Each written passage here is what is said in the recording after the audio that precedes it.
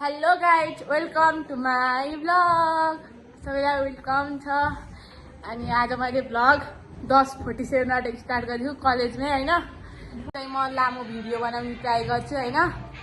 अब के कस्तो हुन्छ हेर्दै जानु होला। म चाहिँ अहिले सोइलको प्र्याक्टिकल गर्न लागेको। लास्टै धेरै प्र्याक्टिकल दिए सोइलको सरले, कसरी भ्याउने थाहा छैन। अब गर्दै जान्छु, हेरौँ भ्याउँछु कि भ्याउँछ। हाम्रो चाहिँ क्लास सकेर अब खाजा खान जानु लागेको घरतिर। अनि यतै कलेजबाटै घरतिर निस्किने हो। अब स्कुटर भएको भाइ स्कुटरमा जानुहुन्थ्यो, छैन, बसमा जाने हो। अनि आज चाहिँ छिटै छुट्टी भयो कलेज नि। अनि चाहिँ अब म खाजा खाने टाइममा गएर भेट्छु ल। खाजा खाने ठाउँमा चाहिँ आइपुगेँ। अब खाजा के खान्छु नि गाइज। अब खाजा पनि आयो। अब खाजा खान लागेको है। म खाजा खाएछु भेटेला।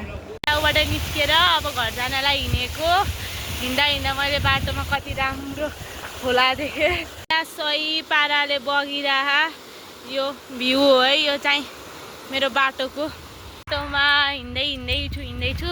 अब ऊ त्यहाँ रोडमा मेन रोडमा पुगेपछि बसलाई कुर्न पर्ने हुन्छ। अनि बसलाई कुरेपछि बस आएपछि फेरि भेटौँला।